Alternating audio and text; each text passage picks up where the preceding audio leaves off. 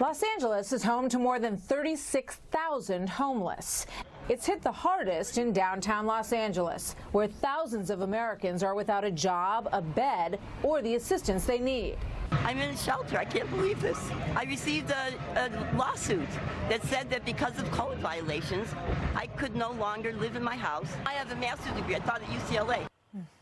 Incredible, right? So recently the story went on the road with Secretary Ben Carson to investigate what was going on in California. And since then, the situation, at least in L.A., has gotten so bad that city officials are now demanding that Governor Newsom declare a state of emergency to deal with this crisis. My next guest is one of those individuals. Here now exclusively is Joe Bascayano, who is a Los Angeles City Councilman. Sir, thank you very much for being here tonight. What's going on in your state, and why are you speaking out so loudly to tell everyone this is an emergency?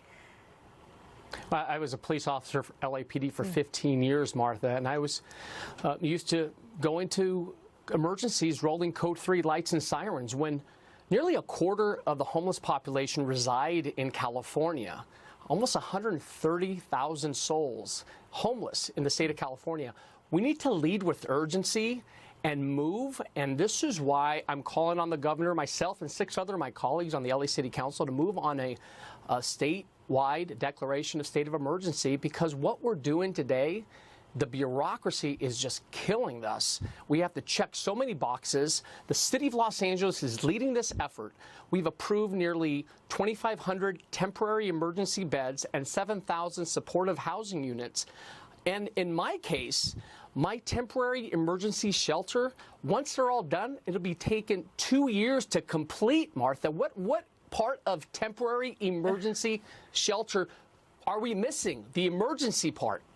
You know, I mean, there are people in other states in the country who are listening to this and they're saying, gee, shocking that California is drowning in bureaucracy and cannot get their arms around what is such an obvious problem on their sidewalks. And you're saying it's red tape, it's, you know, things standing in the way of what is staring everybody in the face, and it needs to be stopped.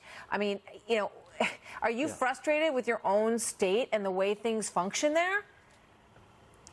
It's frustrating when I have to get approval from the state and the federal government to move on an emergency shelter that's taken 2 damn years to build, Martha. And again, this is, if we have a declaration of state of emergency, we'd be able to jump through those hoops, that red tape that's bogging us down and moving on these units, and be relentless and get this thing done.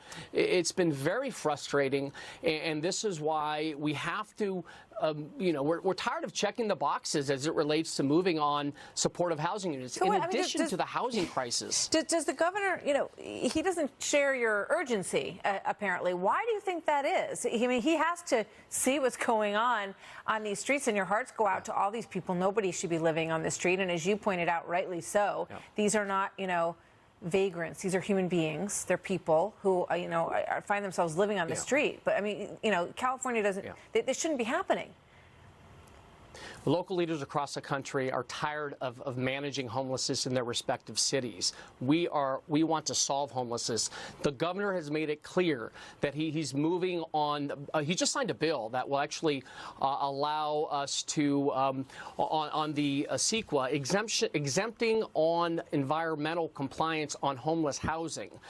He, too, has started this task force on homelessness, but we are tired of task forces. We cannot afford to move on more task force and studies. We lost almost 1,000 souls in our streets in the county of Los Angeles, Martha. This is real, and I'm tired. What we're doing, we're stopping at every red light.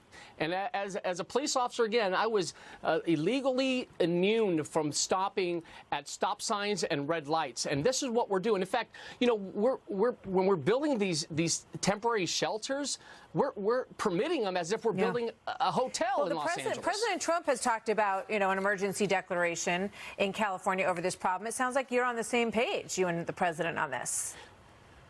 So, we welcome all help at all levels of government. Let me be clear. In fact, we toured Jordan Downs development with the administration. They were very impressed on what we're doing in Watts at Jordan Downs, known as one of the most violent communities, housing projects in the country. Joe, I gotta we're leave it there. changing that culture. So Joe Buscariano, thank you, sir. Amazing I hope work. you'll come back. I'm sorry we're out of time, but very good to talk to you. More of the story thanks for coming having up me. next. You bet. Thanks for having Thank me. you. Thank you.